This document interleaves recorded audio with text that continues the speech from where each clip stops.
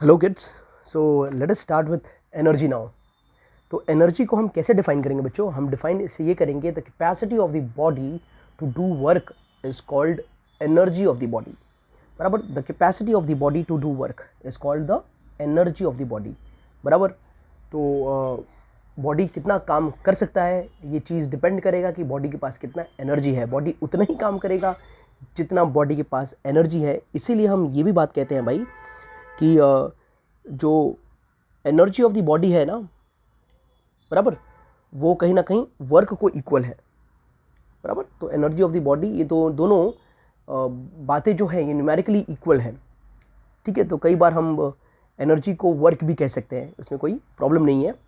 और इनका यूनिट जो भी है, जो यूनिट, वो यूनिट भी सेम है। ठीक है बच्चों, जो इनका यूनिट है वो यूनिट भी सेम है। तो ऐसा यूनिट जो है वो जूल है, कैपिटल जे से डिनोट करते हैं। और CGS यूनिट जो है वो अर्ज है। ठीक है बच्चों, तो इनका यूनिट भी सेम है, यूनिट में भी कोई फर्क नहीं है। ओके, अब आ जाते हैं हम फॉर्म्स ऑफ काइनेटिक एनर्जी।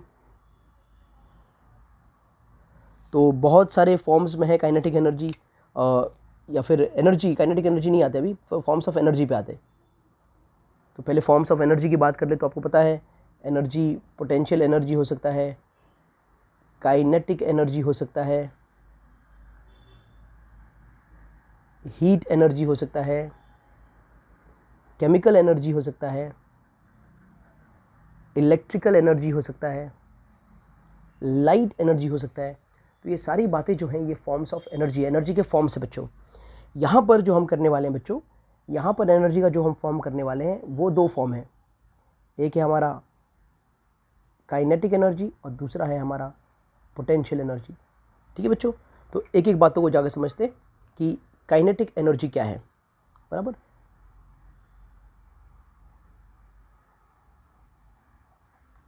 तो let us understand the concept of kinetic energy. ठीक है, ये एनर्जी कब होगा बॉडी में? तो kinetic energy of a body, तो हम ऐसा कह सकते हैं, energy possessed by a body due to its motion. अगर बॉडी में कोई एनर्जी है उसके मोशन की वजह से, तो ये एनर्जी और कोई नहीं है, ये उसका काइनेटिक एनर्जी है। बराबर। बॉडी में कोई एनर्जी है बच्चों, उस बॉडी के मोशन की वजह से, तो उसी एनर्जी को हम कहते हैं काइनेटिक एनर्जी। बराबर। और काइनेटिक एनर्जी जो है, बराबर, ये इंक्रीज होगा अगर वेलोसिटी इंक्रीज होगा। ये थोड़ा बाद में आ जाते हैं हम लोग इस बातों पर, ये बातों पर थोड़ा बाद में आ जाते हैं। फिलहाल इतना, अभी के लिए इतना ही समझ लो। काइनेटिक एनर्जी क्या है बच्चों? वो एनर्जी है, बराबर, जो बॉडी में होता है। कब होता है? जब बॉडी में मोशन होता है। तो when there is motion in the body, the energy the body is having is known as kinetic energy. अब नेक्स्ट जो है, हम इसी काइनेटिक एनर्जी का डेरिवेशन करने वाले हैं। चलो तो करते हैं start. So let us suppose, let us suppose that there is a stationary body। बराबर। ये बॉडी जो है, ये बॉडी, बराबर, ये बॉडी स्टेशनरी है। स्टेशनरी है मतलब क्या बच्चों? इसका इनिशियल वेलोसिटी 0 है और इस बॉडी के ऊपर लगता है एक फोर्स F। ठीक है बच्चों, तो एक बॉडी है जो स्टेशनरी है। स्टेशनरी है यानी उसका इनिशियल वेलोसिटी क्या है? 0 है। और इस बॉडी के ऊपर क्या लगता है? फोर्स। तो इस बात को हम ऐसे कह सकते हैं कि suppose a stationary body of object, suppose a stationary body of mass m, जो इसका मास है उसे हमने मान लिया क्या है? m है वो। ठीक है, तो स्टेशनरी बॉडी है तो लेट u इक्वल्स टू 0। ठीक है। फिर कहेंगे कि let F be the force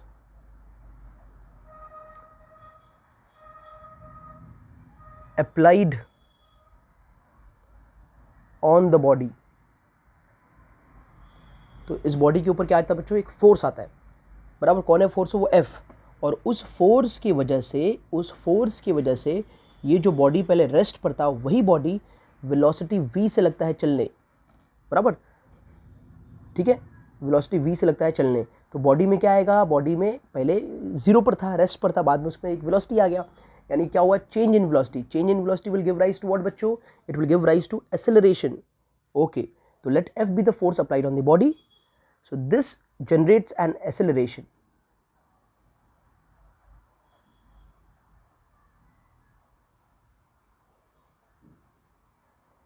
This generates an acceleration a in the body. तो इस बॉडी में एक एक्सेलरेशन आ जाएगा जो होगा a. Okay, and after some time t, और कुछ टाइम t के बाद बॉडी, बराबर, velocity will be equal to v, और कुछ टाइम बाद इस बॉडी का जो वेलोसिटी है वो v हो जाएगा। समझ में आया बच्चों। तो हमने क्या कंसिडर कर लिया, एक ऑब्जेक्ट है जिसका मास m है, वो रेस्ट है, यानी स्टेशनरी, यानी रेस्ट पर है, यानी उसका इनिशियल वेलोसिटी 0 है, उसके ऊपर एक फोर्स लगता है, उस फोर्स की वजह से उसके अंदर एक एक्सेलरेशन आता है, यानी कि कुछ टाइम बाद उसकी वेलोसिटी जो है वो v हो गई, इनिशियल u थी, फाइनल v हो गई, ठीक है। और ये सब के दौरान बॉडी ने क्या किया है, बॉडी ने अपने आप को डिस्प्लेस किया है, दिख रहा है, ये डिस्प्लेस किया है। तो वो डिस्प्लेसमेंट जो है, वो डिस्प्लेसमेंट को मैं s मान लेता हूं। तो मैं आगे कहूंगा the displacement during the time is s। Let the displacement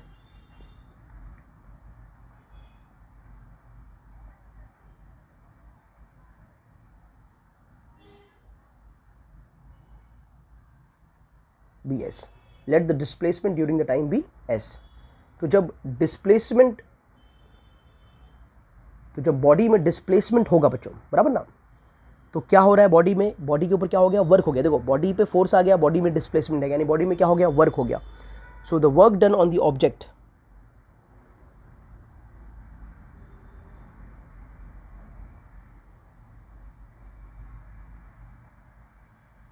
is, so the work done on the object is W is equal to F into S, that is work equals to force into displacement।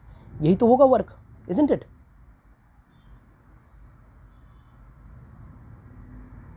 और इसे मैं 1 कहता हूं, ठीक है बच्चों। अब सुनो आप लोग, अब अकॉर्डिंग टू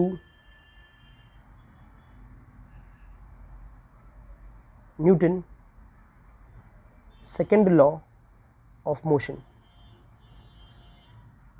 न्यूटन का जो सेकेंड लॉ ऑफ मोशन था ना बच्चों, उसके हिसाब से we can say that F जो है, एफ होता है ma, force equals to ma, इसे मैं सेकेंड कहता हूँ, ठीक है। And according to third kinematical equation, जो थर्ड काइनेमेटिकल इक्वेशन है जो हमने फर्स्ट चैप्टर में पढ़ा था, उसके हिसाब से v स्क्वायर होता है u स्क्वायर प्लस 2as, बराबर बच्चों। तो यहाँ से मैं क्या कह सकता हूँ, therefore s is equal to v square minus u square upon 2a। ये बड़ा इंपॉर्टेंट स्टेप है बच्चों, this is very important step, ये मैं थर्ड कहता हूँ, ठीक है बच्चों। तो s is equal to v square minus u square upon 2a, ये हमने यहाँ से अरेंज कर लिया, यहाँ से इसको ड्राइव कर लिया, ये हो गया 2a, ठीक है। अब हम क्या करेंगे, तो अब हम वैल्यूज को पुट करेंगे। तो put value of equation 2 and equation 3 इन 1, 2 और 3 के वैल्यूज़ को हम 1 में सब्स्टिट्यूट करते हैं।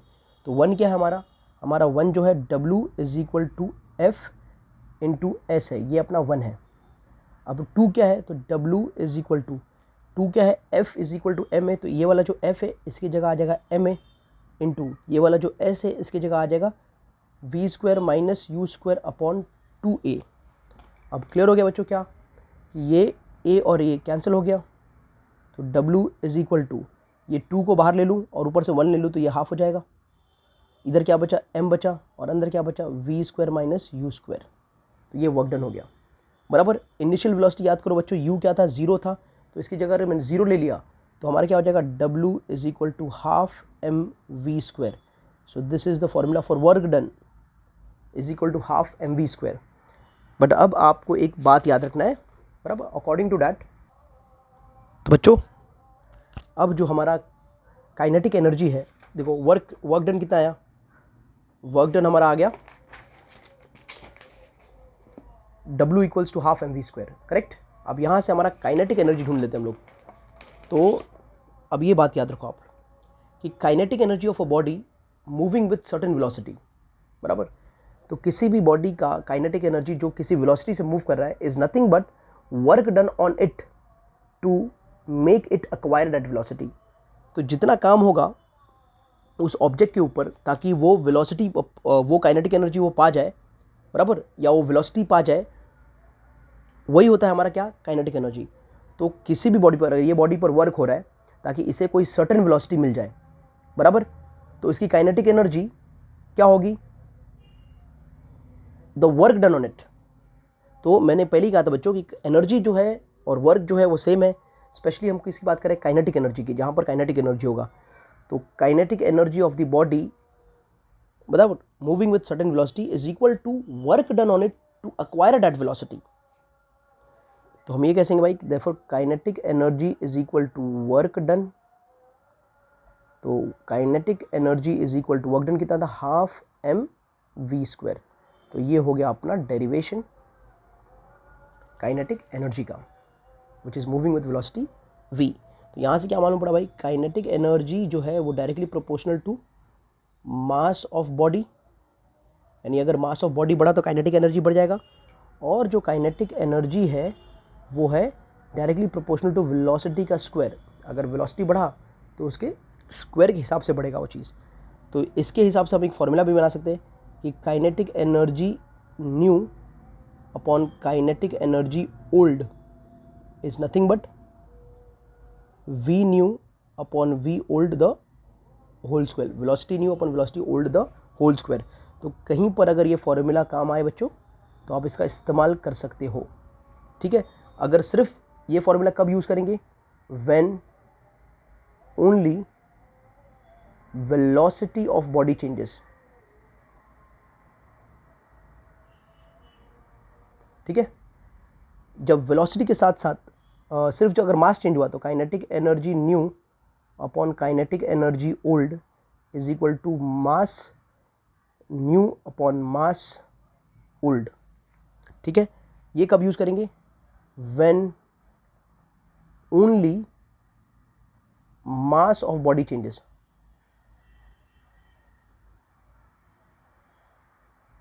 जब सिर्फ आपके बॉडी का मास चेंज होगा तो आप ये फॉर्मूला यूज़ करेंगे, वेलोसिटी चेंज नहीं हो रहा है। तो अगर दोनों ही चेंज हो रहे हैं तो kinetic energy new upon kinetic energy old will be equal to velocity new upon velocity old the whole square into mass new upon mass old, ठीक है। और ये कब यूज़ करेंगे हम, जब दोनों ही चीज़ें चेंज हो रही हैं, वेलोसिटी भी चेंज हो रही है और मास भी चेंज हो रही है, व्हेन बोथ चेंजेस, जब दोनों ही चेंजेस होंगे तो हम ये वाला फॉर्मूला यूज़ करेंगे, ठीक है बच्चों। So this was the derivation for kinetic energy, hope you have understood and we have used this derivation for formula also. So I just hope that this is quite helpful for you all. Thank you. तो next है हमारा बच्चों potential energy. तो उसको define कैसे करेंगे हम लोग। So energy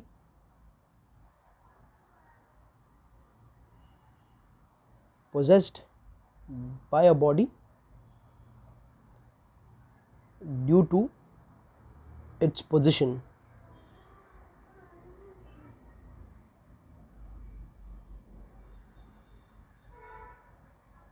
Due to its position or shape is called its potential energy. तो कोई भी बॉडी में अगर एनर्जी उसके पोजीशन की वजह से हो या उसकी शेप की वजह से हो, बराबर, तो उसे हम कहते हैं, क्या कहते हैं बच्चों? पोटेंशियल एनर्जी कहते हैं. क्या कहते हैं हम उसको? Potential energy. यहाँ पर भी जो यूनिट है वो सेम रहेगा, जूल्स और अर्ज रहेंगे, उसमें कोई चेंजेस नहीं आएगा, बराबर. तो पोजीशन का मतलब ये है बच्चों, अगर मान लो ये ग्राउंड का लेवल है और यहाँ से हटा के हमने एक ऑब्जेक्ट को यहाँ पर रख दिया है जो ग्राउंड से किसी हाइट h पर है, बराबर. तो ये पोजीशन की वजह से, तो ऑब्वियसली जैसे ये इसको हम यहाँ से रिलीज़ करेंगे तो क्या होगा? नीचे गिरेगा. जैसे ये है, अगर मैं इसको यहाँ से रिलीज़ करूँगा तो नीचे गिरेगा. तो इसके पास एक एनर्जी है, बराबर, एनर्जी है, जो को मैंने इसको यहाँ से उठा के इसकी यहाँ पर रख दिया, एक पोजीशन दे दिया इसको, इसकी वजह से इसके पास एक एनर्जी आ गया. ठीक है, तो इस एनर्जी को बोलते हैं हम लोग पोटेंशियल एनर्जी या स्टेट. स्टेट का मतलब ये देखो, ये स्प्रिंग है, कॉइल्ड स्प्रिंग, तो इसको मैं कंप्रेस करूँगा और रिलीज़ करूँगा तो ये क्या होएगा? एक्सटेंड हो जाएगा. ठीक है, तो ये इसमें ये पोजीशन की वजह से, this is because of position and this is because of state. तो ये पोजीशन की वजह से है और दूसरा वाला स्टेट की वजह से है. तो ऐसे जो एनर्जीज़ बॉडी में स्टोर्ड होते हैं, ऐसे एनर्जीज़ को हम बोलते हैं पोटेंशियल एनर्जी. ठीक है बच्चों, हम लोग एक डेरिवेशन ड्राइव करेंगे जिसका नाम है gravitational potential energy.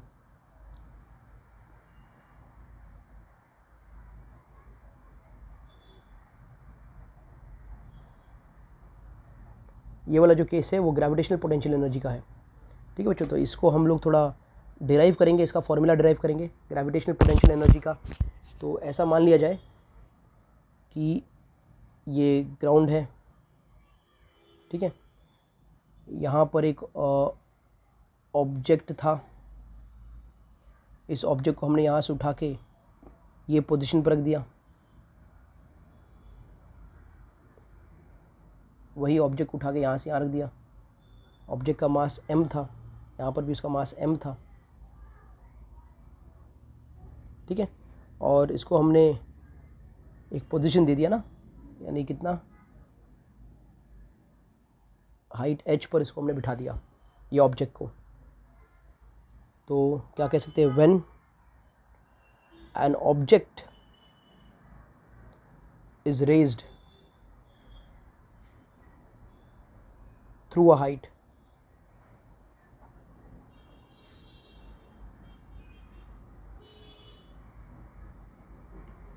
work is said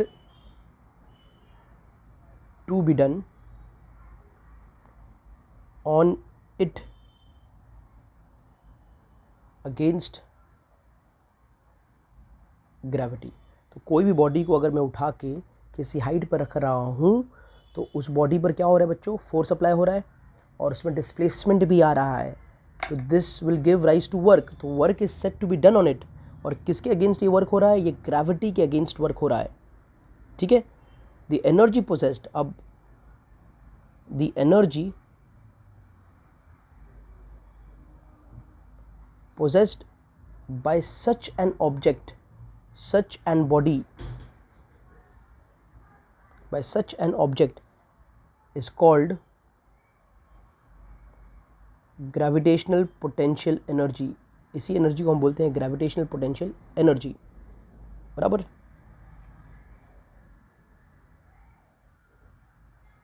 now remember,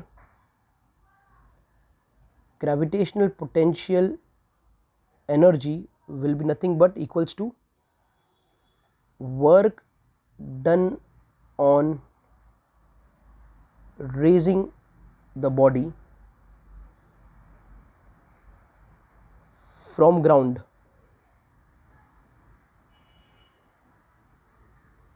बराबर to a point at height h. तो ग्रेविटेशनल पोटेंशियल एनर्जी उतना ही होगा, ग्रेविटेशनल पोटेंशियल एनर्जी बच्चों उतना ही होगा बराबर जितना हम वर्क करेंगे इस ऑब्जेक्ट को यहाँ से उठा के यहाँ तक रखने के लिए, इस ऑब्जेक्ट को यहाँ से उठा के इतना डिस्प्लेस करने के लिए। ठीक है बच्चों, तो हमें क्या पता है कि जो वर्क डन होता है वो होता है फोर्स इनटू डिस्प्लेसमेंट। अच्छा, बॉडी में यहाँ पर जो फोर्स होगा बच्चों, नॉर्मली हमने क्या पढ़ा, फोर्स क्या होता है, फोर्स होता है ma, पर ग्रेविटेशन में हमने क्या पढ़ा, फोर्स क्या होता है mg। जब अगेंस्ट ग्रेविटी बॉडी जाता है तो फोर्स क्या हो जाता है mg, जो उसको नीचे की तरफ खींचेगा, तो ये फोर्स की जगह आ गया mg। और बच्चों इसका डिस्प्लेसमेंट कितना डिस्प्लेस हुआ है, ये कितना डिस्प्लेस हुआ है h के बराबर। तो ये जो हमारा पोटेंशियल एनर्जी है या ग्रेविटेशनल पोटेंशियल एनर्जी है वो कितना हो गया, mgh हो गया। कितना हो गया, mg। So this is the derivation for the potential energy. ये डेरिवेशन हो गया बच्चों किसके लिए, पोटेंशियल एनर्जी के लिए। ठीक है, ओके।